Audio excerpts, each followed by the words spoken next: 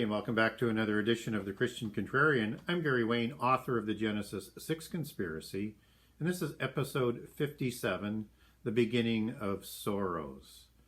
And I just want to take a little bit of time to say that I hope everybody has had a good Christmas and that all of you will have a good year in 2022. I know we're in a time of calamities and things like that, so it's very important we understand what's going on in the world today and how we ought to act as Christians, and how better to understand all of the birth pangs that I like to talk about that are just sort of starting to take place. And so the beginning of sorrows is directly connected to that.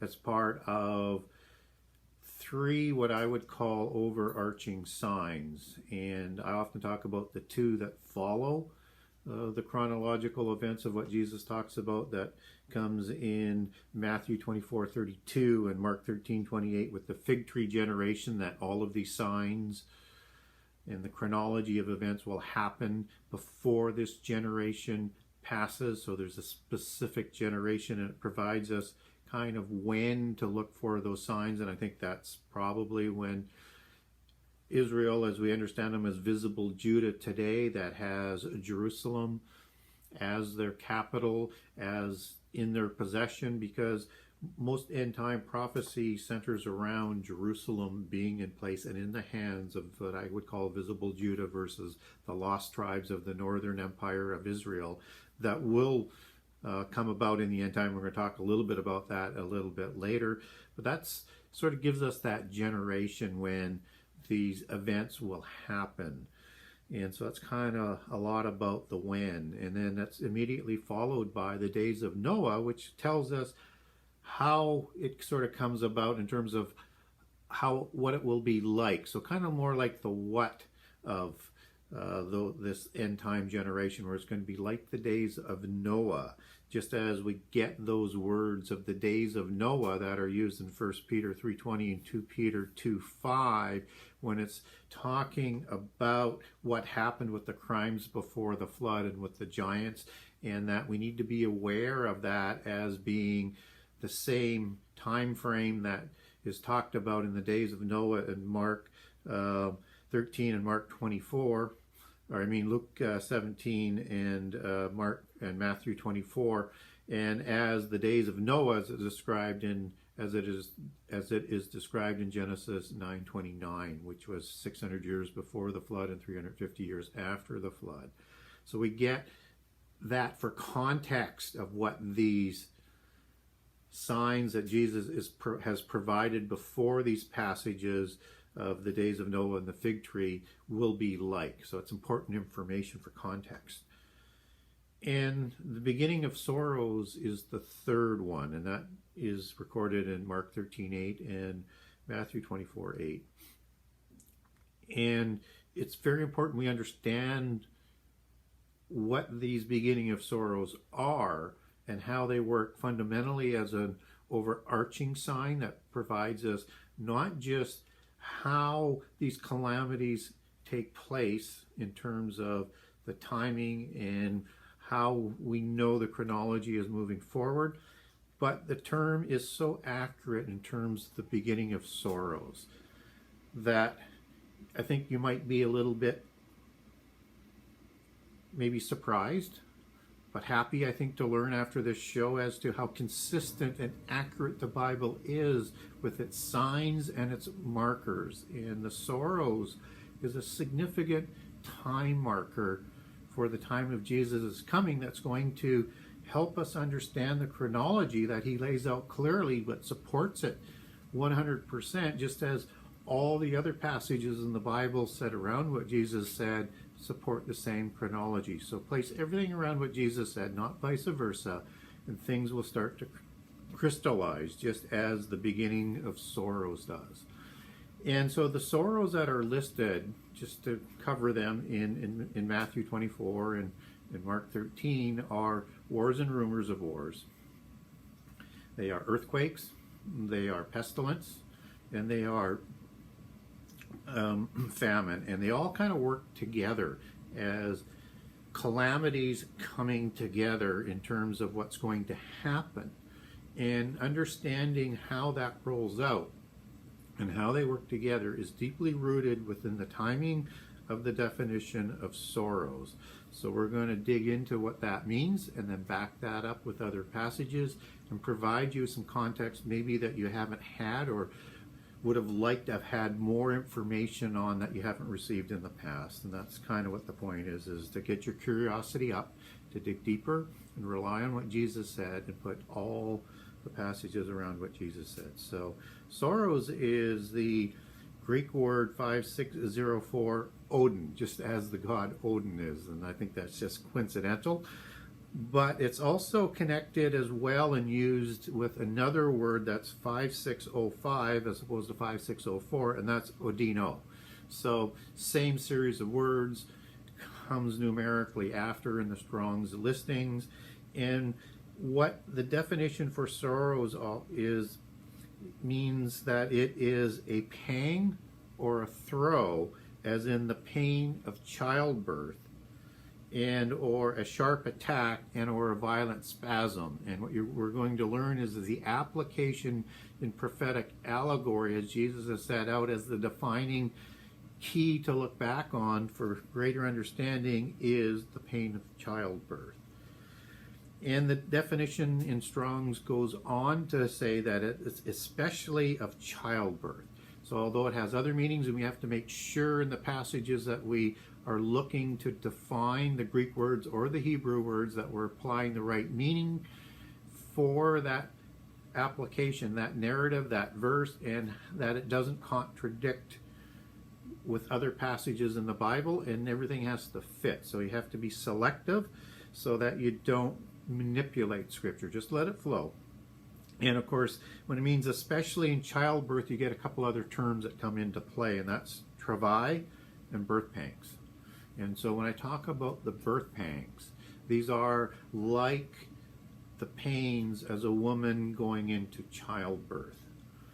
And there's a consistency to that is understood, that those pains will get stronger and they will quicken the closer that we get to the end time. So that as we start to see pestilences roll out today, we're going to see that get stronger and more dangerous until the time of the seal judgments, when we're going to see all of these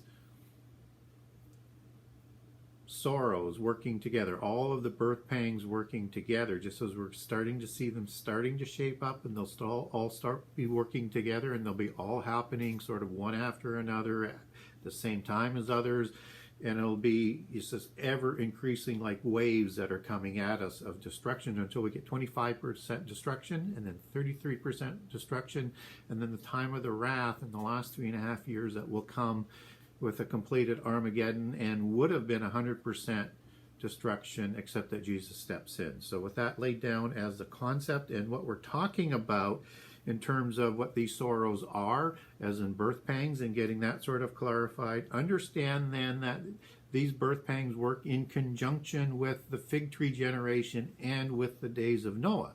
So more for the context of what's being talked about in terms of the rulers and the princes and of this specific generation, and that all of these things will be fulfilled within that generation and completed throughout. And what will get confusing is as the birth pangs get stronger, people will say, this is the time of Armageddon, or this is the time of the wrath, or this is the time of the rapture. They'll get it wrong because they are the same calamities repeating over and over and over into a birthing that we're going to talk about in a few minutes. So just, again, so to lay the context down.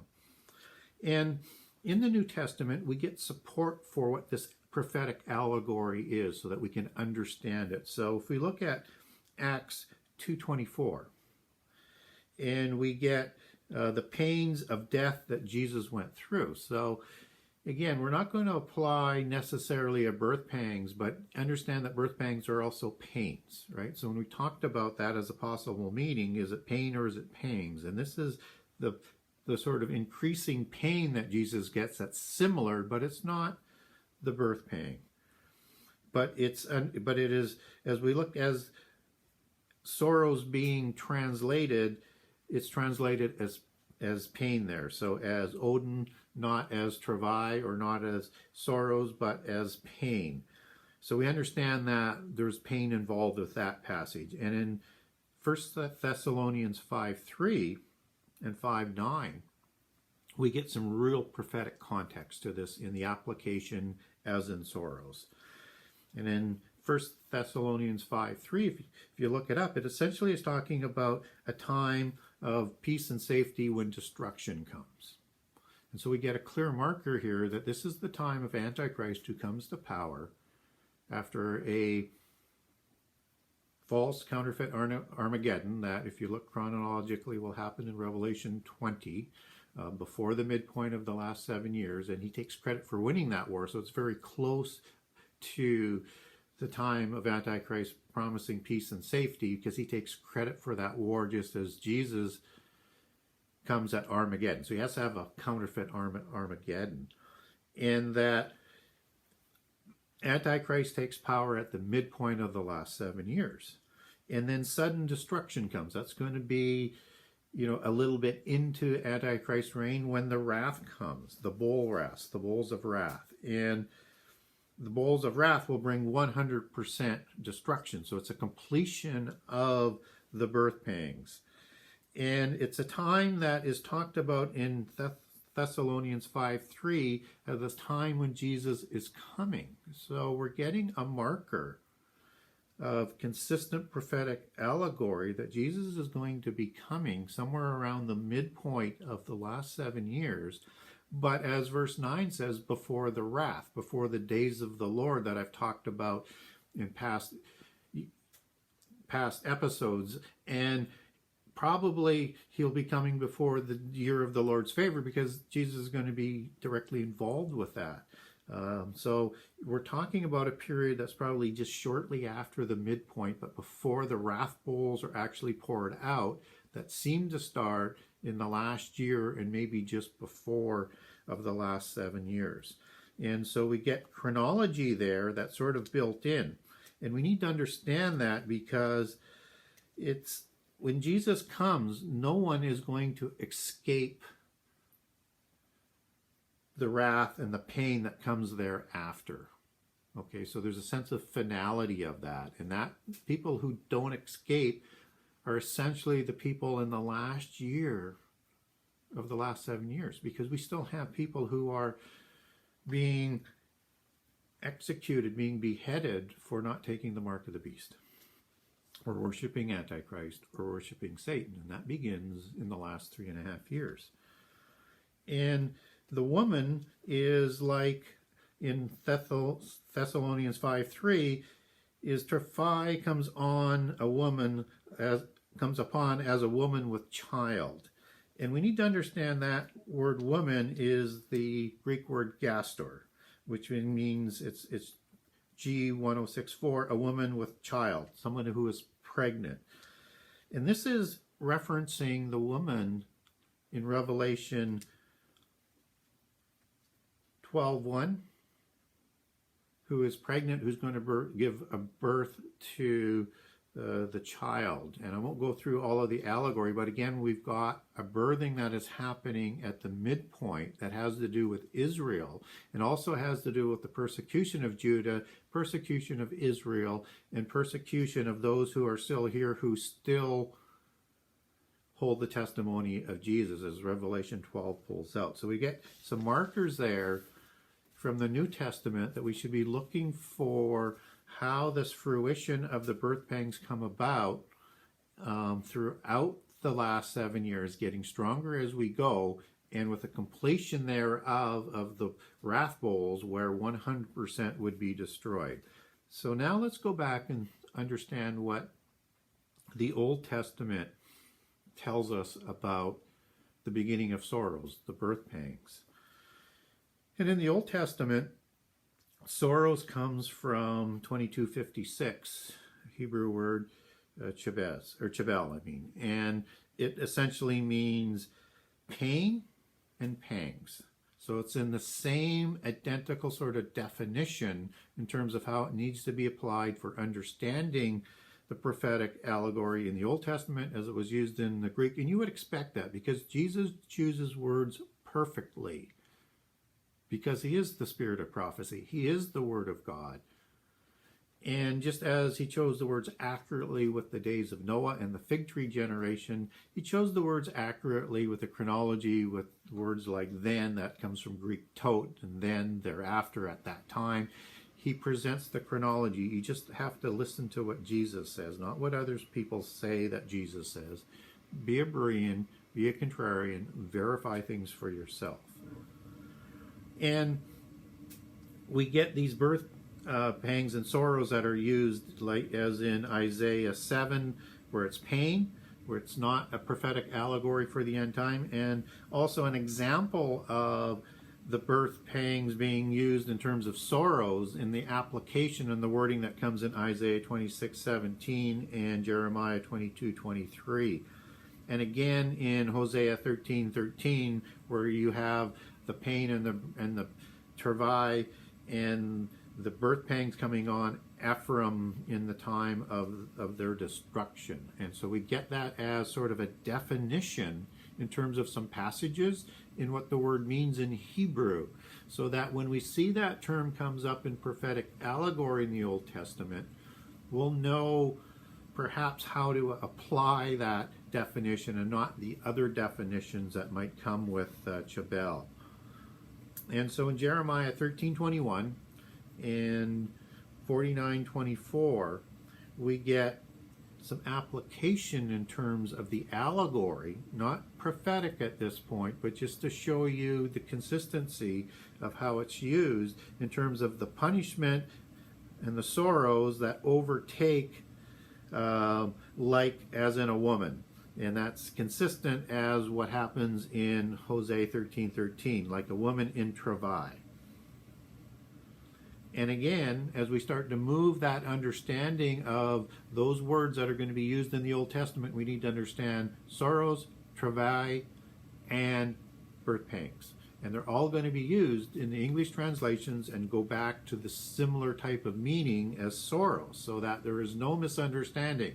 It's like built-in redundancy not to miss the connections, as well as the chronological timing that's going on. So in Isaiah 13:8, you have pangs and sorrows that take hold as the travail of a woman. And when is this? This is the time of Babylon. This is the time of the destruction of Babylon, when this starts to take hold, just as what we're talking about with the New Testament passage in the time of 1 Thessalonians 5:3 and 9. And in Revelation 17, after Antichrist takes power, you have Antichrist receiving power from the 10 kings, and then they destroy Babylon.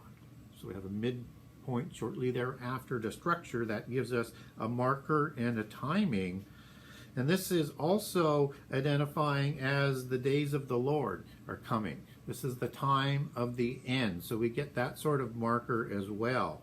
And I look at Isaiah 13:8, where it's got the satyrs and all of these sort of beast-like creatures as being similar to Isaiah 34, but Isaiah 34 is in the day of the Lord. So this happens just before. And that's why you get the groupings of those very interesting creatures that are in there that I don't have time to talk about today, but maybe I'll go through it in a show down the road. So we need to understand that this is giving us the when in terms of the chronology of when the birthing is going to be complete, when Jesus comes. And then what happens shortly after, and then when nobody escapes. And so when we look at the word travail in the Old Testament, that's the Hebrew word yalad, and it means beget, birth, bring forth children.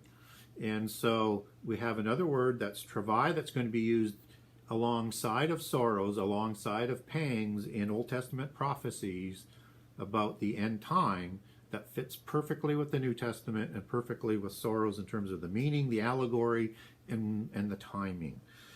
And so in Jeremiah 13:21 and Isaiah 13:8, we have this coming about in the last 3.5 years when the travail of a woman is overtaken.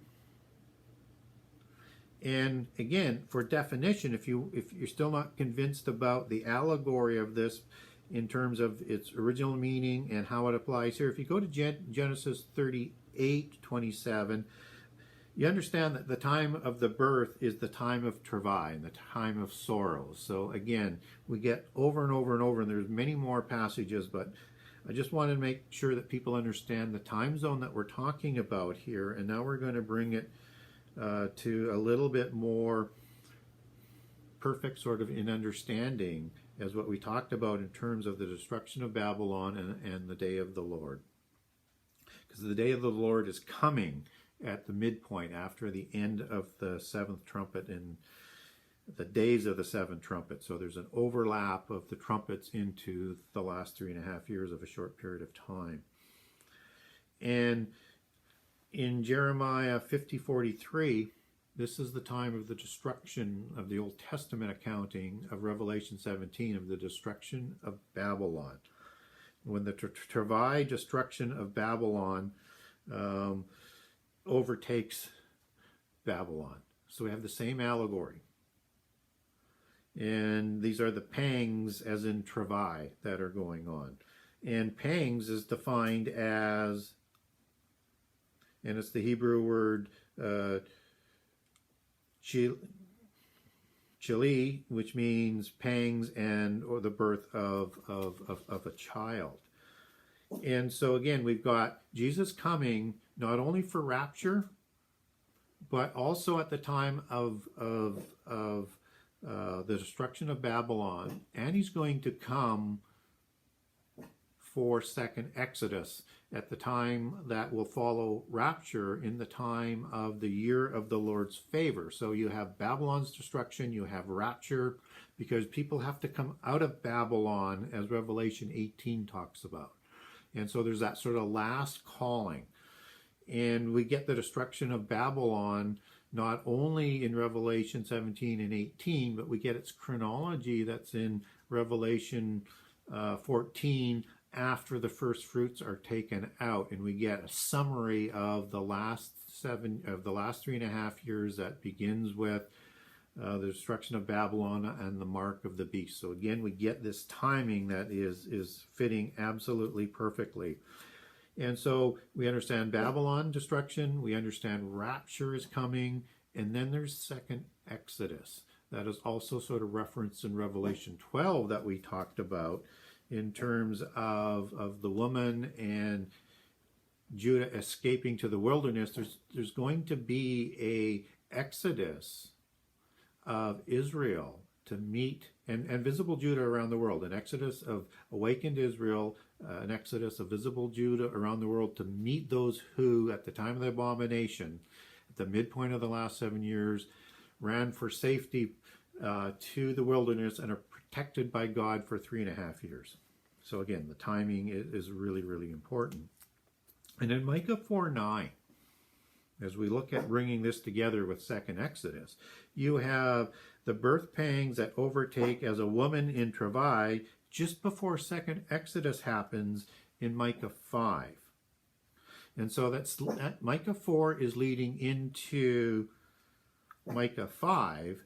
And in Micah 5:7 and Micah 2:12 and 13, you are getting the breaker that comes, which is Jesus, who frees the people from the year of the Lord's favor, from the prisons, and he's going to lead them, as Micah 5 and Micah 2:12, 13 talk about, with their king and their Lord at their head in the second time, when Israel is lost and dispersed around the world and have awakened and have accepted the one that they pierced. This includes Judah then in that second Exodus, because now it's time to bring them back into the covenant. And this is the timing of Ezekiel 37 with another event of a resurrection of Israel to go under the judgment, and you also have thereafter in about the teens in Ezekiel 37 in terms of the verses, you have the second Exodus. Just as in Ezekiel 39, after the Gog War, which happens just before the midpoint, you have the Exodus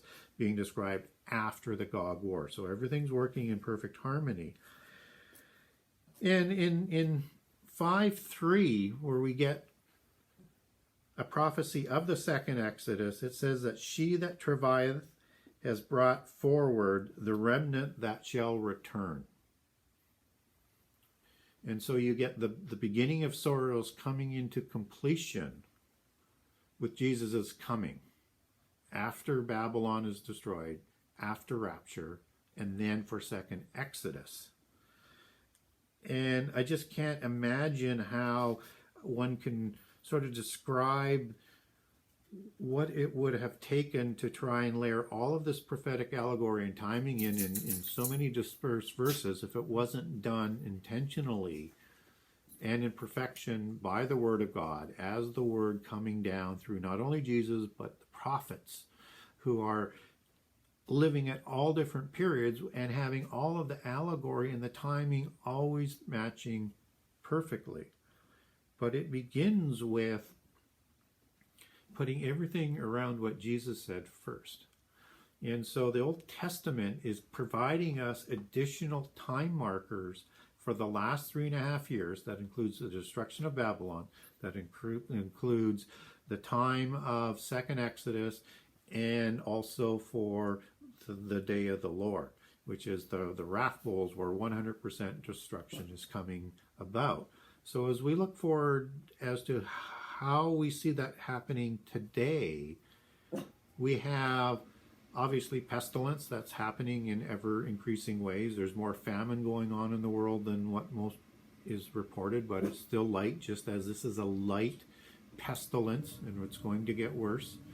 And you've got more earthquakes going on, and you've got wars and rumors of war that are just sort of starting up. And I think you're going to see the players come into play for the 10 kings as you see China with Xi and Putin moving into place, and will be probably causing some of these wars and rumors of wars that will bring on more pestilence and more famine moving forward, and beginning to work together in terms of these birth pangs that are quickening and will get stronger as they go. So we may get over the hump of the current period, but then there's a more stronger pain coming, and we need to be prepared for that. We need to be prepared to understand the chronology of how that comes together until we get the opening of the seals, and that is still only 25%, and the trumpets are 33%. And so those are the same calamities described in the seals and the trumpets that will ultimately complete with the wrath bowls when Jesus comes and nobody escapes. And so the completion of the beginning of the sorrows begins with Jesus' coming, as he promised his disciples, as he gave them the chronology. It will come first after people have come out, including Judah, including Israel, and including Christians have come out of Babylon, and you'll have rapture. And then you will have the second Exodus in the year of the Lord's favor.